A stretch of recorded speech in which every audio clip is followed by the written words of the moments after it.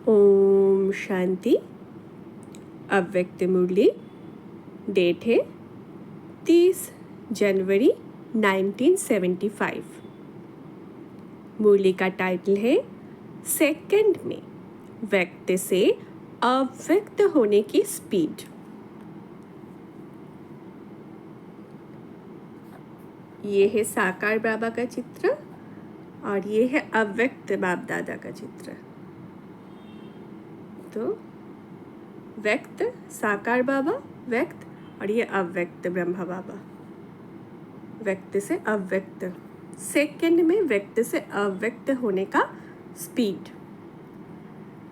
सर्वशक्तिवान शिव बाबा बोले, सभी इस समय जिस एक ही लगन, एक ही संकल्प में बैठे हुए हो, वो एक ही संकल्प व लगन कौन सा है? बाबा ने आते ही पूछा। सभी इस समय जिस एक की लगन, एक ही संकल्प में बैठे हुए हो, वो एक ही संकल्प व लगन कौन सी है? बाप का आह्वान करना व बाप बच्चे के मिलन का मेला मनाना। बाबा ने कहा, बाप का आह्वान करना व बाप बच्चे के मिलन का मेला मनाना। जब सर्वशक्तिवान बाप का आह्वान स्नेह और दृढ़ संकल्प से कर सकते हो, तो क्या स्वयं में जिस भी शक्ति की कमी या कमजोरी महसूस करते हो, उस शक्ति का अपने में आह्वान नहीं कर सकते हो? तो बाबा क्या कह रहे हैं कि सभी जैसे कि एक ही लगन, एक ही संकल्प में बैठे हो, वो कौन सा है?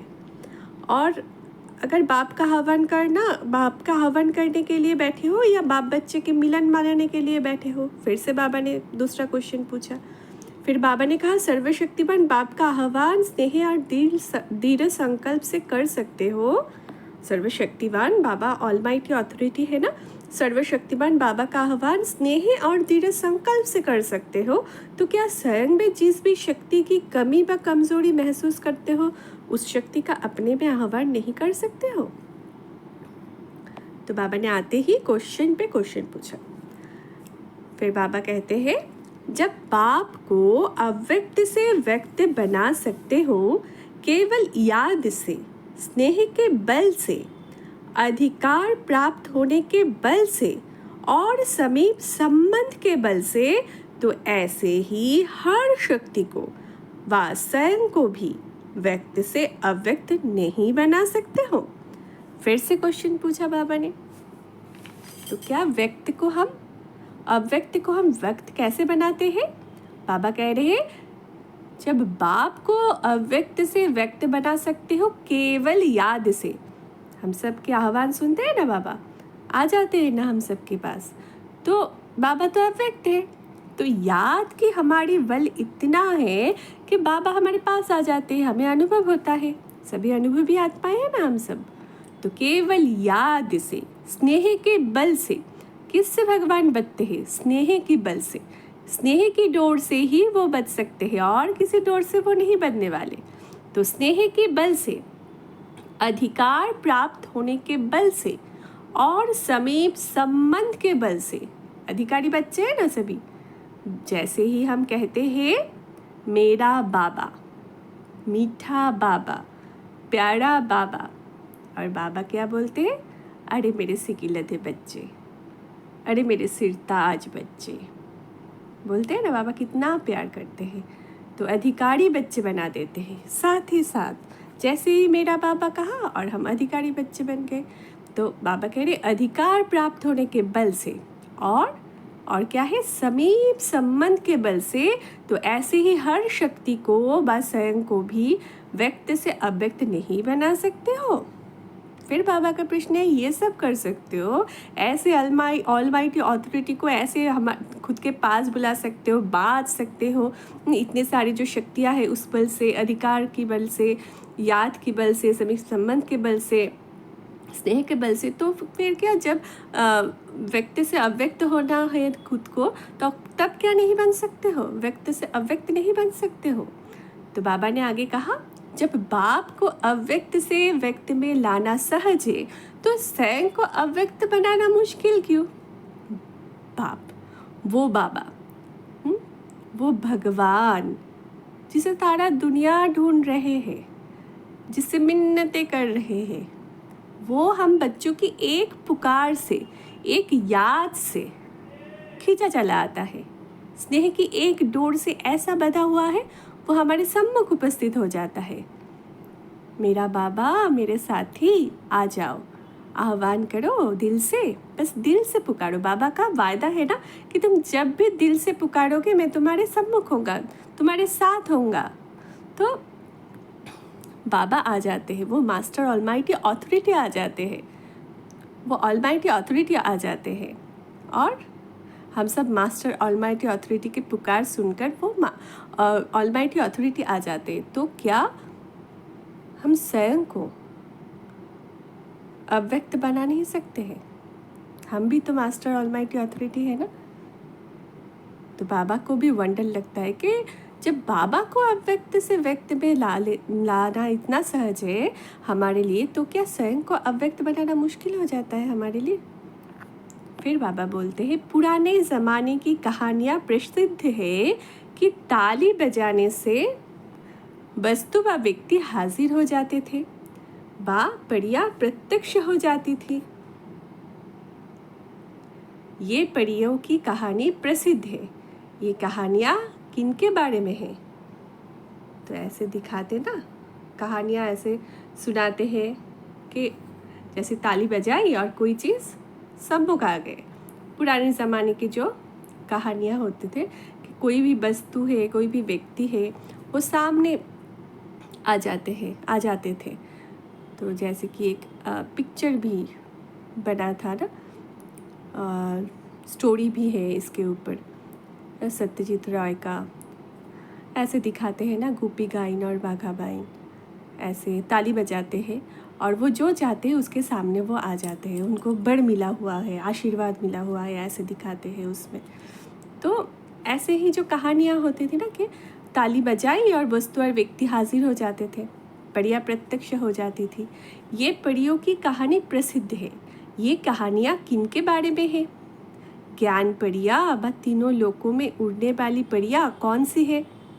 बाबा फिर से प्रश्न पूछ रहे हैं कि ज्ञान परियां कौन है? तीनों लोकों में उड़ने वाली परियां कौन है? तीनों लोकों का ज्ञान है जिसमें, वही तो तीनों लोकों में उड़ पाएगा। तो तीनों लोगों का ज्ञान तो सिर्फ हम बच्चों को ही है। जो हम सब बच्चे बाबा की है, बाबा के डायरेक्ट बच्चे हैं, ज्ञान में चलते हैं, वही जानते हैं ना कि तीनों लोक है। एक है परम धाम, एक है सूक्ष्म वतन और एक है स्थूल वतन। तो जो तीनों लोक है इसका ज्ञान भी तो हमें है। तो बाबा कह रहे हैं, तीनों लोकों में उड़ने वाली परियां कौन सी है? अपने को समझती हो ना? ज्ञान और याद की दोनों पंख लगे हुए हैं। तो सभी चेक करें, ऐसे जैसे कि पिक्चर में है, ज्ञान और याद के ऐसे हमारे भी पंख लगे हुए हैं क्या? ऐसे। तो बाबा कह रहे हैं दोनों पंख लगे हुए हैं ना। अब ज्ञान और याद के बल से 1 सेकंड में, अर्थात इन पंखों के आधार से साकार लोक से निराकार लोक तक पहुंच जाते हो ना। पहुंच सकते हैं ना। 1 सेकंड में संकल्प किया, अभी अभी साकारी, अभी अभी निराकारी, साकारी निराकारी, साकारी निराकारी, साकारी। तो ये सहज है ना। तो बाबा पूछ रहे हैं कि 1 सेकंड में, अर्थात इन पंखों के आधार से साकार लोक से निराकार लोक तक पहुंच जाते हो ना। ऐसे फरिश्ते समान परियों को 1 सेकंड में जिस शक्ति की आवश्यकता हो संकल्प किया, आह्वान किया और वो शक्ति स्वरूप में आ जाए, ऐसी ताली बजानी आती है? पूछ रहे हैं बाबा फिर से कि ऐसे अगर साकार लोक और निराकार लोक में ऐसे सेकंड में जा सकते हो अगर, तो ऐसे परी जो हो तुम, क्या जिस शक्ति की आवश्यकता है बस उसको संकल्प किया और आह्वान किया और वो हाजिर नहीं होता है, उस स्वरूप में तुम टिक नहीं पाते हो? तो ऐसे ताली बजाना, ताली मतलब संकल्प की ताली। तो बाबा कह रहे ऐसी परियां बनी हो जिन्हों का हर कल्प गायन होता आया है। जिसका ऐसे गायन होता है, ऐसे परी बने हैं क्या हम? संकल्प किया और ताली बजाई हाजिर। वर्तमान समय का पुरुषार्थ, बाबा कह रहे हैं वर्तमान समय का पुरुषार्थ 1 सेकंड की गति का होना चाहिए। कितने समय का? 1 सेकंड की गति का होना चाहिए। तब कहेंगे कि समय और स्वयं दोनों की रफ्तार समान है। मोस्ट इम्पॉर्टेंट, समय की रफ्तार से पीछे तो नहीं है ना हम। तो बाबा कह रहे हैं अगर वर्तमान समय का पुरुषार्थ 1 सेकंड की गति का है, तभी हम समय और स्वयं की दोनों की रफ्तार हमारा समान है। हमारा जो स्वयं की पुरुषार्थ है उसका रफ्तार समय के साथ समान है। कैसे? अगर 1 सेकंड की गति है हमारा, 1 सेकंड में जो संकल्प किया वही सिद्ध, वही स्वरूप में टिक गए, तो रफ्तार समान कहा जाएगा। इसको ही फर्स्ट या फर्स्ट स्टेज कहा जाता है। इसको ही फर्स्ट या फर्स्ट स्टेज कहा जाता है। संगम युग पर सर्व शक्तियाँ ऐसे अपने अधिकार में चाहिए। मतलब संकल्प किया और शक्तियाँ हाजिर, उस शक्ति स्वरूप में मैं आत्मा स्थित हो गई, ऐसे चाहिए, ऐसे स्पीड में। स्वयं में शस्त्र समान शक्तियाँ है जो जब चाहो कर्तव्य ना सको। तो ये जो शस्त्र दिखाते हैं, देवियों के हाथ में इतने सारे शस्त्र दिखाते हैं ना, कमल पुष्प दिखाते हैं, चक्र दिखाते हैं, धनुष बाण दिखाते हैं, गदा दिखाते हैं, त्रिशूल दिखाते हैं, जो इतने सारे जो शस्त्र दिखाते हैं। तो ये शस्त्र प्रमाण जब चाह कर्तव्य ला सकते हो क्या? ज्ञान गदा चला सकते हो, कमल पुष्प समान पवित्र जीवन बनाया क्या? ऐसे किसी को भी हम तीर लगा सकते हैं क्या? धनुष बाण दिखाते हैं ना, सेकंड में क्या उसको ज्ञान का तीर लगा सकते हैं क्या? ऐसे ऐसे देखना है कि जो हमारे शस्त्र है उस प्रमाण, उस स्वरूप में हम टिक पा रहे हैं या नहीं।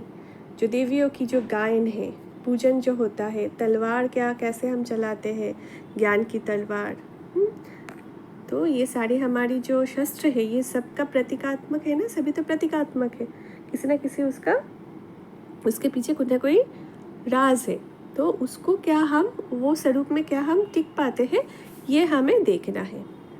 अच्छा, इस मूल्य का सार क्या है? बाबा ने कहा संगम युग पर सर्वशक्तियाँ ऐसे अपने अधिकार में चाहिए जैसे कि पुराने ज़माने की कहानियों में प्रसिद्ध है कि ताली बजाने से वस्तु व व्यक्ति हाजिर हो जाते थे, वह बढ़िया प्रत्यक्ष हो जाती थी। जब सर्वशक्तिवान का आह्वान स्नेह और दृढ़ संकल्प से कर सकते हो तो इच्छित शक्ति का आह्वान करना भी मुश्किल नहीं है। दूसरा, अब समय और स्वयं दोनों की रफ्तार को एक समान करो। इसका भावार्थ ये है कि सर्वशक्तियों को अपने अधिकार में ऐसे करो कि जब चाहो उनका प्रयोग कर सको। अच्छा, ओम शांति।